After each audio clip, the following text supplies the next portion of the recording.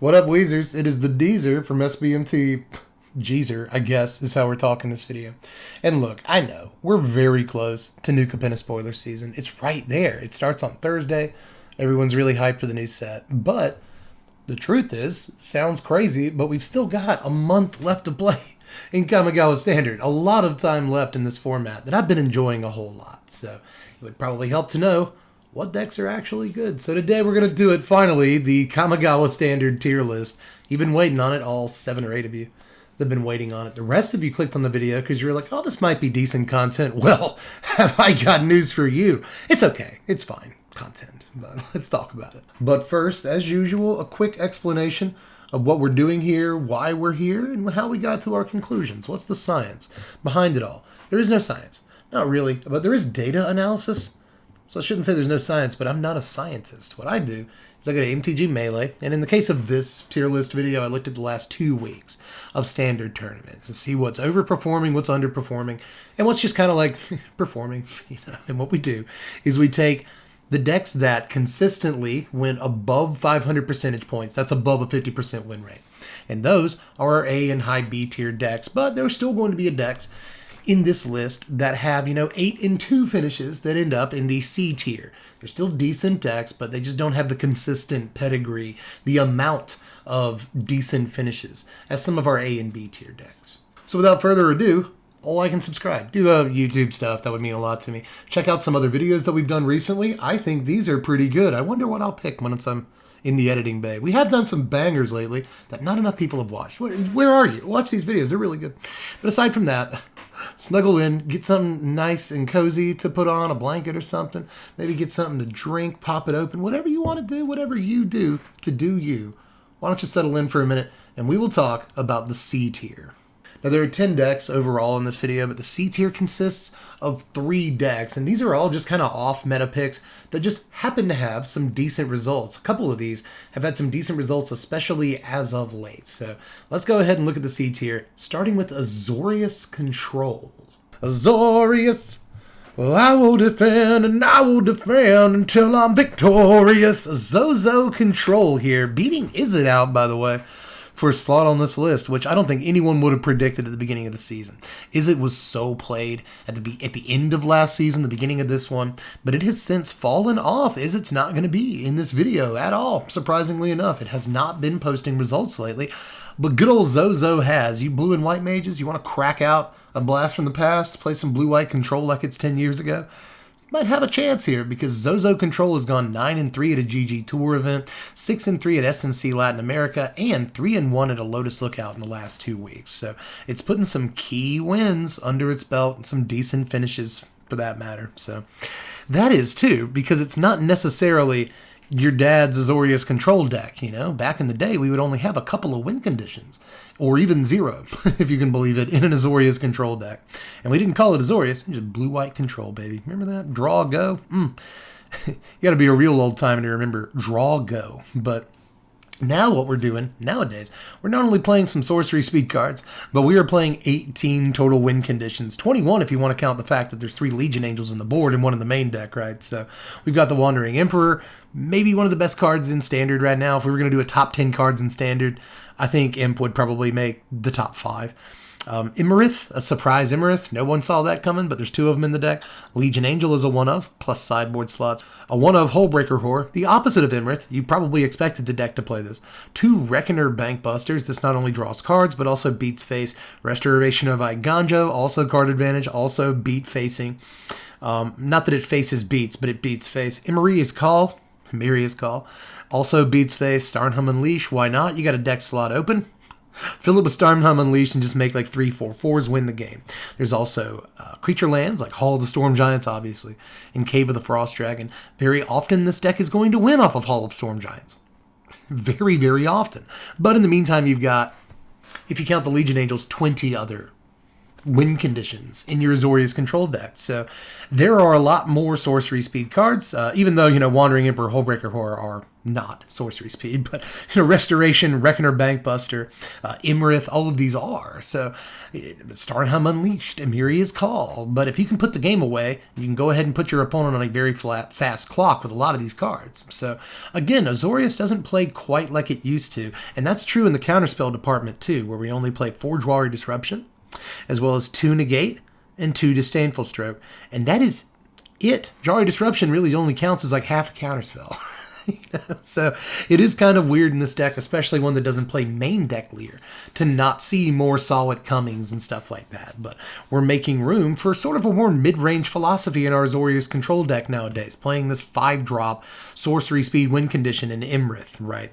We're playing things like Doomscar, which you might expect, but we're fitting in 6 total sweepers in this deck with the 2 copies of Farewell, which is the hottest new sweeper, probably the most played card in white. Except for the Wandering Emperor, that is, from the new set. So Farewell has been great for these Plainswalker-based decks because you basically blow up everything except your walkers and win the game that way. But Farewell is also a great panic button in most situations because there's a lot of cards. Artifacts and enchantments, Standard is a lot more diverse in terms of its threats right now. So having a card like Farewell is incredible at the moment because a lot of people are going to play enchantments and creatures and artifacts, and play out of the graveyard for that matter. So a card like Farewell has been a godsend for these blue-white decks. But the deck also got really good single target removal in a card like March of Otherworldly Light, which this deck goes all the way and plays 4 copies of. You don't see that all the time, but we're seeing it here, right?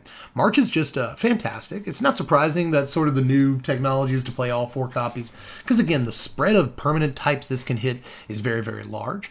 And even in best of 3, where you do get access to a sideboard, it's still great to have something in game 1 that hits all these different card types. And just a great single target piece of removal. It exiles, and that's often really, really important too. So again, not a surprise to see this, but there's also the 3 of Fateful Absence.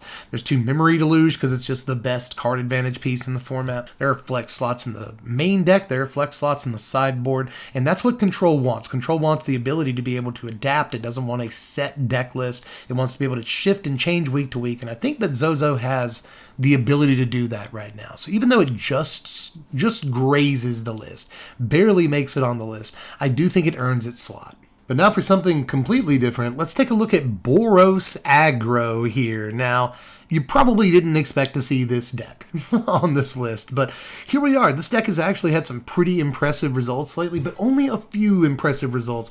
It went 6-2 at Keydong, 8-1 at the DGen Open, and 8-2 at a GG Tour event. Now, we're looking right now at the deck that went 8-2 at the GG Tour event, and honestly, there's nothing too surprising here, but it might be a little surprising that this deck has been doing as well as it has lately, right?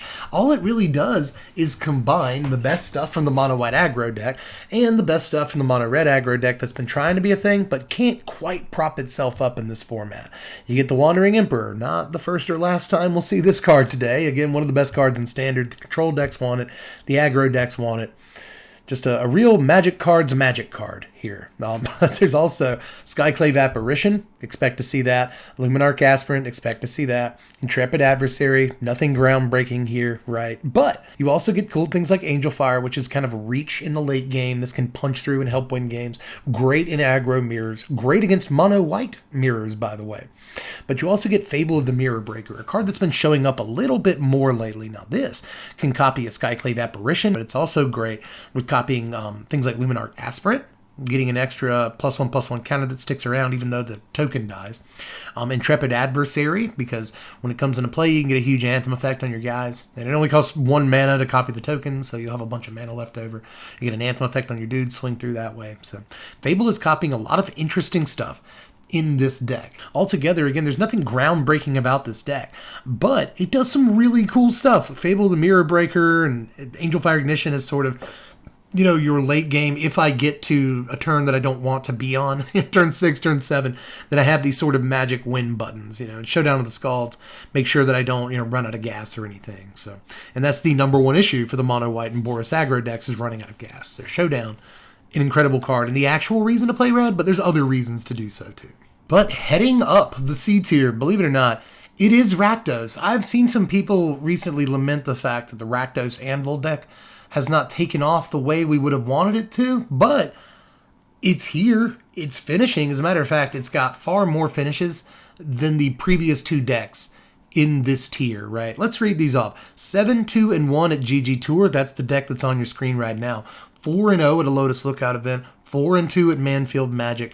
4-2 at Qidong. 3-0 at a Melee Magic event. And 4-2 at the Pizza Box Open. So we've got some, a series of wins where the pilot also received 2 losses, but they're still well above 500 percentage points, right? A 4-2, a 4-2, a 4-2, a 7-2-1. So, even with some losses, this deck has been relatively impressive, especially over the last 2 weeks. This is a deck you would expect to have fallen off at the beginning of the season when it didn't work and all that. But no, people have stuck with it and have achieved some fairly impressive results by learning the deck, because this is one of those, there's a lot of meticulous ins and outs and such, but there also has been some technology lately. You've got things like Oni Cold Anvil, you would expect that in the deck. Experimental Synthesizer's been in the deck since day one. Meat Hook Massacre to clean up all your little dudes and sometimes win the game that way off like a Blood Artist effect, but also be like a panic button sweeper. Deadly Dispute, pretty obvious. Voltage Surge, a lot of decks will play 2 to 4 copies of this, so there's nothing in here necessarily. Voldaren Epicure, Blood Tithe Harvester. These 2 cards are bodies that do other stuff, but also make blood tokens to sacrifice, and proc your Oni Cold Anvils. But it has added 2 copies of Loth. This was not always in the deck at the beginning of the season, but the real technological advance is the acceptance of Sokinzen Smelter. Now, early on, just a personal anecdote, early on in the season, we were messing around with this deck on stream, and a couple of people in chat, actually, I think it was just one person specifically, suggested that we try Smelter. And I went on and on about how I didn't like Smelter in this deck and the various reasons why. But I guess that I should prepare a large plate of crow, because the builds of this deck that have been successful lately have been playing at least the 2 copies of Smelter, and sometimes you'll even see 4 copies of this. This allows you to turn your 1/1s and 3/1s and get in, which is something the deck was having a hard time doing, was closing games. You want to close, theoretically, off of Oni Cold Anvil, doing your cat combo trigger, right? You get 2 of them out, and then you're just burning your opponent for 2 every turn. You win the game that way through a war of attrition. But it turns out that a lot of engines are so good in the mid to late game right now that you really don't have the time to just dirtle around and deal a couple of damage to your opponent every turn. There's that. You'll die before you can win that way.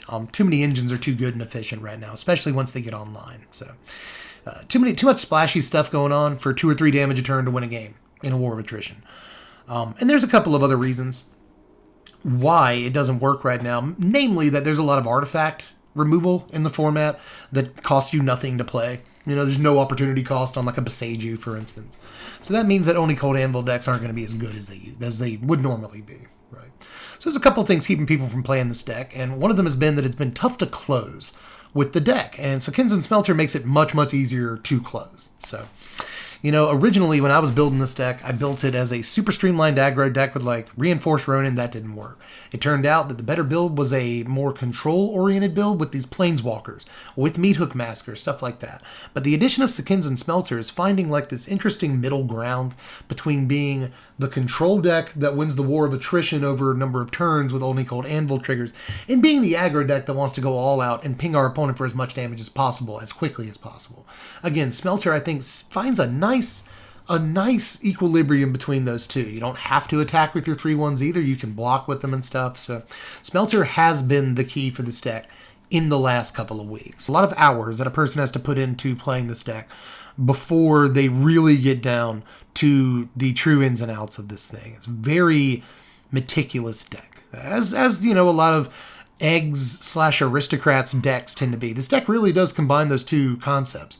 Eggs sacrifice artifacts, with aristocrats sacrifice creatures and get triggers off of sacrificing creatures, right? So, and I really like the way it marries those 2 concepts, but it's a very deep concept that I think does take a lot of piloting and hours to sort of effectively learn. But one way or the other, if that's the deck's biggest weakness, it's not much of a weakness when you think about it. So I've really been liking Rakdos lately, but I don't think it peels out of the C tier. Hello again. Now we're starting the B tier with Nia Aggro. Again, a deck that maybe you haven't heard of, but I do think this one is a little bit better than a C tier deck like, say, Rakdos because of the number of results that it's been generating, especially here lately. It's amazing this one doesn't have its own section on MTG Melee. You have to go to other deck lists to find this one. But despite that, I do think that it belongs at the bottom of the B tier here. It's got finishes like a 4-0 at a Lotus Lookout, a 3-1 at a different Lotus Lookout event, 6-3 at a GG Tour, 3-0 at a Melee event, 4-2 at a Total Jank, 4-2 at the Manfield Magic event, and I could go on here. There's actually more events that this deck has gotten above 500 percentage points in. So, again, this is a question of pedigree. Rakdos has decent finishes, but it doesn't have as many decent finishes as a deck like this. So, let's take a look at Nia. You may not have seen this one. This one plays another Wandering Emperor. 3 out of 4 decks have played Wandering Emperor, but you won't always see Wandering Emperor in this deck. As a matter of fact, this deck list looks slightly different than some of the usual Nia lists that you'll see. These Nia aggro lists tend to just be nothing but creatures and then like 2 copies of Snakeskin Veil. But this one, a little bit more diverse, and I think that it's better for it. This one went 6-3 in this event. Now, the creature base is what you want to talk about here. This Nia deck is labeled a bunch of different ways. Nia midrange, Nia humans, Nia aggro, all kinds of stuff. But this is really the Halana and Alana deck. Or Halana and Elena, rather. You will pretty much always find 4 copies of this card in this deck. Now, it could be built other ways, right? Again, you might see Reckless Stormseeker in this deck. You don't in this build. This is almost all humans in this case. Sometimes, again, the deck is labeled Nia humans. You've got your Illuminarch Aspirants, Hopeful Initiates. So, again, holdovers from mono white. Kind of a Nia mono white deck. Intrepid Adversary, holdover from mono white. Thalia, holdover from mono white. Lead Spellbinder, holdover. Brutal Cathar, holdover. Adeline, holdover. Redain, holdover. Like all of our creatures are mono white, and also Halana and Elena, right? But this deck plays 2 Maul of the Skyclaves. I think this card is very, very good right now. For various reasons, but I do think not enough people are paying attention to it. Not enough mono white players are playing this in their deck right now. But Maul looks to be in a very good position at this exact moment. So I'm surprised we're not seeing this in more of these Nia lists. I think it's a great card. Here's sort of one of the lessons for this deck. It is easy enough to add 2 colors to the mono white deck that you might as well do that rather than play mono white. Or should you? Right? Because we haven't seen mono white yet on this tier list. Where is it going to pop up? One way or the other, it's easy enough. It's easy enough to add 2 colors to ostensibly mono white. And still achieve very, very good results. Enough to potentially make it worth introducing those colors just to play Halana and Elena, right? So, interesting deck here. I really do think this is a very interesting deck. Sort of a Nia Zoo, Nia mono white, if you will. But it's been producing enough consistent results lately that it does need to be on the list.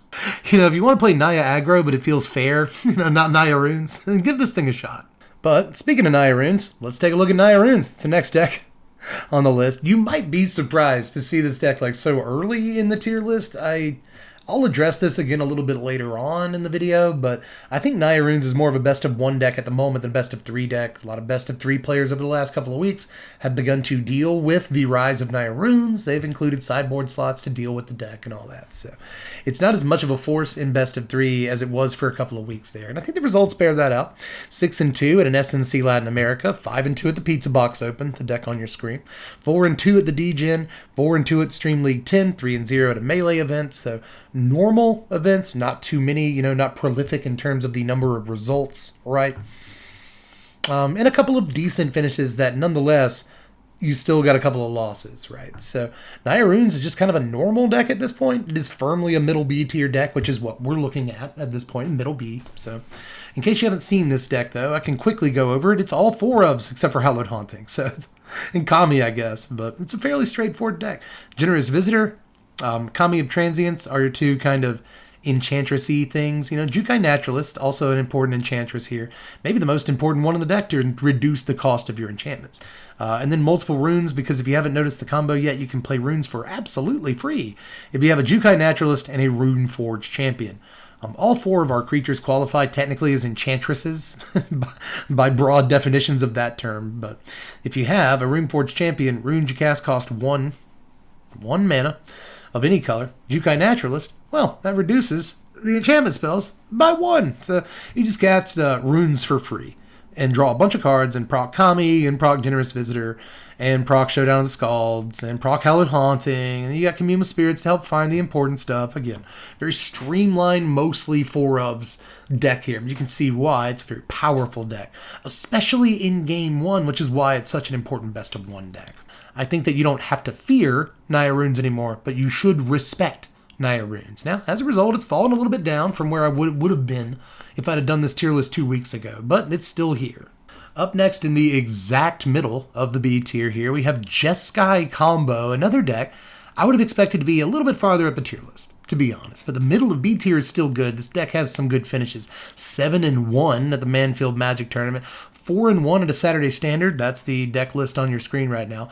4-1 at Honeymilk. First time we've mentioned that tournament. 6-2, or 5-2 rather, excuse me, at .gg. First time we've mentioned that. And then 3-0-1 at a Lotus Lookout is what I've got written down. But there's other finishes that this deck has gone above 500 at. So the deck has been doing pretty well lately, but still hasn't been the force that we quite expected it to be at the beginning of the season. It's about the closest to an Izzet control deck that we have in the format right now. The difference is that this deck does play some white cards. It plays more and more white cards as time goes on. Hinata Dawn Crown is in here, not only to make it a headache for your opponent to do stuff, but also to make things like Magma Opus down here cost just a couple of mana. The rest is all just control. You know, Doom Scar is in the deck to blow stuff away. Memory Deluge gets you card advantage. It's the best card advantage piece in the format. Draw Disruption counters early spells. March of Otherworldly Light blows stuff away. Valorous Stamp blows stuff away. Counter spells to counter stuff. It's just a pretty straightforward sort of, again, the closest thing we have to an Izzet control list. But the Izzet players have moved on to this list, and they're no longer playing the Hullbreaker Horrors or the Leers or the Goldspan Dragons with Show of Confidence that we saw at the beginning of the season. None of that. It's mostly just Hinata, Magma Opus. And if I don't kill you with that, I can kill you with Hall of Storm Giants. Now don't check your computer screen here. Don't adjust your sets like we used to say in the old days. This is actually a Selesnia deck here above the Jeskai deck and above the Nia Ruins deck. I wouldn't have predicted this at the beginning of the season, but Selesnia Tokens has been hot lately. It's been a hot deck. I have to say it that way. I apologize. I have to say it, a hot deck. It's just been doing all of the things lately, you guys. I don't know if you've noticed, but this deck got a 10-1 at a GG Tour event. That's a really good record. It's the best record we've seen so far. 5-2 at the Pizza Box Open, 7-1 at Stream League 10, and 8-2 at SNC Latin America. And those are just some results. There are others where the deck has gone above 50% win percentage. So the deck has been doing really good things lately, and that's because it gets to play best card in Standard, Wandering Emperor. Has it been in literally every deck except Nia Ruins and Rakdos? Yeah. Pretty weird. pretty nuts how this card is just kind of everywhere, and this deck plays 4 copies. But notice the card quality in this deck. You know, not only Emperor, but Renin 7. First time we've seen it, but obviously a powerful Plainswalker. Luminarch Aspirant, the best white creature in Standard. Skyclave Apparition, the other best white creature in Standard. But we've also got, Esika's Chariot, one of the best 4-drops besides Wandering Emperor in the format. It also goes really well with Renin 7. Wedding Announcement, one of the first times we're seeing it in the main deck here, but it's not going to be the last time we see it. It's a very powerful card that is doing a lot in Standard right now. On turn 4, you're going to play the best 4-drop in the format, whether it's Wandering Emperor or Esika's Chariot. You're going to do it. So, this deck plays Prosperous Innkeeper and Tangled Florahedron as well, by the way. So it's very likely you hit your 4-drop on turn 3. So a turn 3 Wandering Emperor is very good, turns out. So this deck doesn't have a whole lot of technology to it or anything. It's just that, again, the card quality in the deck is incredibly high. And no matter what your starting 7 is, you're probably going to be able to do something pretty good on the first few turns of the game. And depending on how much value you're able to hold over your opponent, because the deck does generate tons of value. Wandering Emperor, Renin 7, Wedding Announcement, Esika's Chariot, it's all value. Legion Angel, value. Yasharn, value. Get you 2 lands, right? Skyclave Apparition, value. Welcoming Vampire, value. Prosperous Innkeeper, literally every single card is all about generating value. So hopefully, if you play on curve, then by turn 4 or 5, you will have generated way more value incrementally than your opponent, is how this deck tends to work. But even if you're not able to do that, just the basic card quality in the deck is incredibly high. So, You know, again, not much technology, but you're playing something good every turn. There is some synergy. Again, Welcoming Vampire and Wedding Announcement is technically a synergy. Wandering Emperor and Welcoming Vampire is technically a synergy. But for the most part, this is just a deck that goes wide much more effectively than other decks while still maintaining card quality. It doesn't sacrifice much card quality in order to go wide. So really like that. It tends to be very good against stuff like Vanishing Verse or Rite of Oblivion, these single target removal spells. They're seeing a lot of play right now. We just blow through those cards. So there's reasons why this deck is doing well right now, but it's still kind of firmly in the middle of standard, and it hasn't produced enough results for me to trust it, I guess, yet. Especially since the last week, when people knew it was a known quantity, the deck did not perform as well. So I'm not as confident about this placement, but the deck does still have some impressive results to talk about. But up next, the final deck of B tier, it is the Mono White Monster. You knew it was going to have to come up eventually, right? Whether you're best of 1 or best of 3, you see this deck a good bit. There's a reason for that. It is the de facto aggro deck in the format right now, and I don't think any other aggro deck comes even close to this one. Especially decks like Mono Green, which were all the rage last season. You know, things like Vanishing Verse are very good against their Troll, and Vanishing Verse sees a ton of play right now. All of the various things like Farewell are great against their sort of wide variety of creatures and permanent types. You know, the Rasika's Chariot, their Ranger class. So, you know, Farewell can hit those. Vanishing Verse can hit those. Rite of Oblivion can hit those. So, you know, the popularity of the Esper and Orzhov decks have not been good for the Mono Green decks, but they haven't phased the Mono White decks, which are always much faster than Mono Green and able to go underneath these control decks that we see at the top of the format. So, Mono White is still doing that, but the deck list looks pretty much like you would expect it to. Wandering Emperor is one of the only real new additions to this deck from Kamigawa.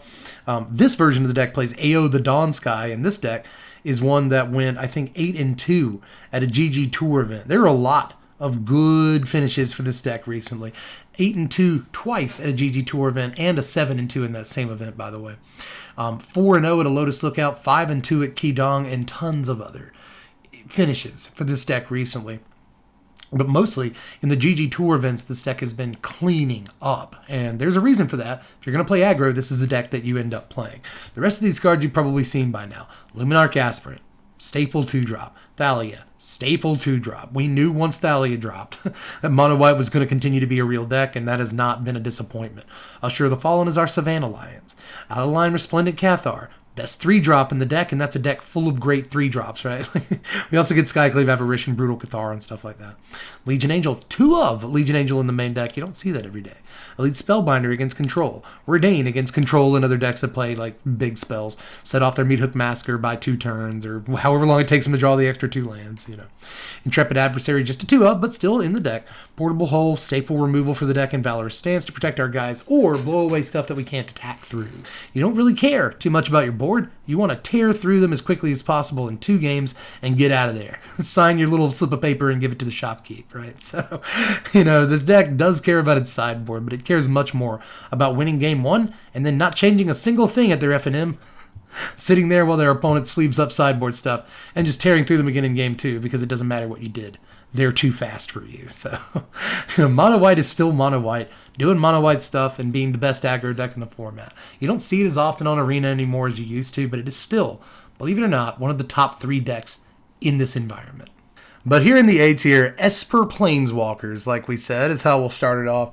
And this is close, really. The 2 decks in A tier are very, very close to one another, but in terms of results, you could argue that Esper has better results in terms of the number of wins it tends to collect. 10-1 at SNC Latin America, 10-2 at GG Tour, 8-1 at a DGen gaming event, 6-0 at Total Jank, 5-0 at .gg, and 7-2 at the Pizza Box Open. So a fair number of results for the deck and a bunch of really good ones. 10 wins is difficult to achieve, no matter what event you enter into. So this deck is to be taken seriously, and to be honest, subjectively, it's my favorite deck in Standard. It's not only the one that I like to play the best, but subjectively, I think this is the best deck in Standard. But the results don't quite say that. But again, very, very close. This deck plays 4 Kaito Shizuki and 4 Wandering Emperor. Some people call this deck actual super friends, you know what I mean? Like, because they're actually super friends in the storyline. But you also get Lolth. You also get Sorin the Mirthless, So just a classic Super Friends deck. And there are a lot of ways to build Super Friends right now, but I think this is the best shell for it, Esper. Not only because you get these Plainswalkers, you get to play Kaito on curve with the Wandering Emperor, which is really good, on curve into a Loth, which is really good, but you also get some of the best spells in all of Standard. You get the Meathook Massacre as one of your sweepers, which is obviously nutso de butso. You get the Doomscar as another ancillary sweeper, so you have 5 total sweepers in just those 2 cards, and they're 2 of the best in the format. This deck will often play at least 1 copy of Farewell in the main deck. This one is playing them in the sideboard. Obviously, we're a Plainswalker deck. Farewell tends to be very good. But we also get Vanishing Verse, the best single target removal spell in the format right now. Very often, this deck will play things like Eye Twitch, Shambling Ghast, and Rite of Oblivion. We're not seeing that in this version of the deck, but it is something you'll see every now and again. This version is, and I think increasingly versions of Esper Control now are opting to take out the small guys and the Rite of Oblivion and instead just play more control-oriented cards, like a lot more copies of March of Otherworldly Light in the main deck. Counterspells in the main deck like Disdainful Stroke is a 2 of, right? Soul Shatter, Infernal Grasp, these decent removal spells. More removal against Plainswalkers, like Soul Shatter, for instance. Reckoner Bankbuster draws cards rather than playing, again, Eye Twitch, Shambling Ghast in these slots. Bankbuster is great for drawing cards, and this deck really needed a piece like this. You know, fairly straightforward Super Friends build here, but if we were talking about card quality in the Selesnia deck, look at the card quality in this deck. There's not a single piece of fat in this entire deck list. But the last deck that we're going to look at today, the one that stands on top of the mountain, whether I guess I like it or not, it's Orzhov Control. But I do like it because even though the Esper deck's my favorite deck right now, Orzhov is my favorite color combination, as I've made very clear time and time again. So an Orzhov mid-range deck. Can you imagine if you'd have told somebody this 6 months ago that not only an Orzhov deck, but an Orzhov mid-range deck, it says Control, don't believe it, this is an Orzhov mid-range deck if I've ever seen one, would be standing atop the Standard ranks. Not only that, but far and away the best deck in Standard compared to some other decks, right? Again, it can be kind of hairy to compare this to the Esper deck because the Esper deck has a 10-1 and a 10-2. This deck doesn't have anything that impressive in terms of number of wins, but there's a couple of things that made me place it above the Esper deck. It's got more high-ranked finishes than the Esper deck, an 8-1 at GG Tour, an 8-2 at SNC Latin America, 7-1 at Manfield Magic, 4-0 at a Lotus Lookout, 6-2 at DGen, 5-0 at Saturday Standard, which is what you're looking at here, and a 5-0 perfect records at Honey Milk as well. So in just about every major or even small tournament this season, this deck has posted a not just winning record, but a blow everybody else out of the water kind of record, right? This deck is a little bit more, first of all, it doesn't have to worry about playing 3 colors, so it's a little bit more streamlined in that way, right? A little bit more efficient in terms of finding its colors. So there's that, but the deck also plays a completely different philosophy than the last deck. That last deck was much more of a control deck than this one. Again, this is labeled Orzhov Control.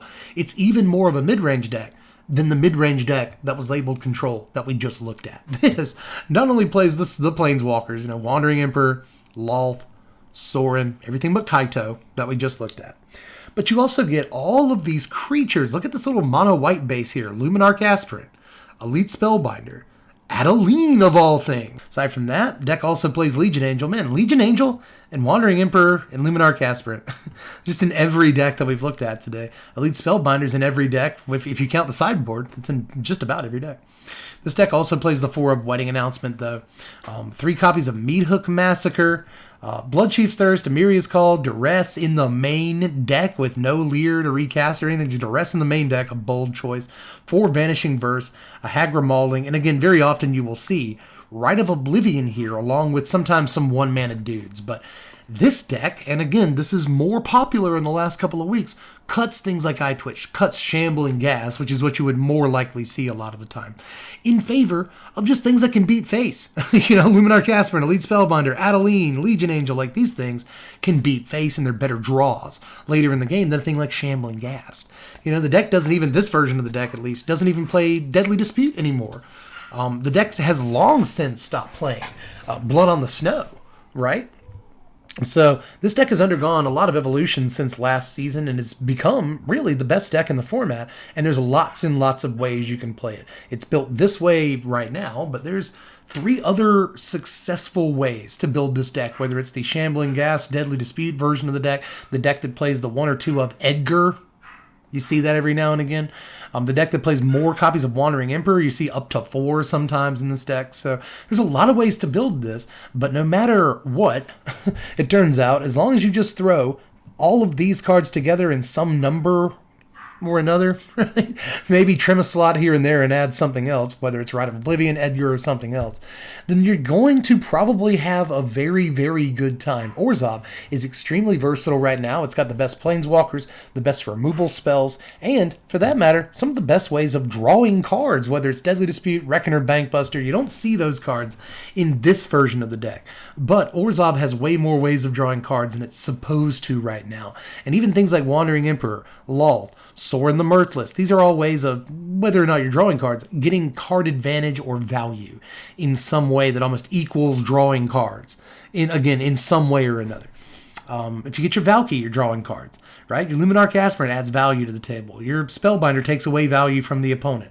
Your Meathook Massacre adds value to the table. Your Wedding Announcement draws cards and adds value to the table. So there's a ton of value we're seeing in this format that a lot of mid-range decks that are capable of sweeping the board with, say, a Doomscar, or in this case, a Meathook Massacre, and then getting right back on the board with a Wedding Announcement or a Plainswalker like a Lalt or a Wandering Emperor.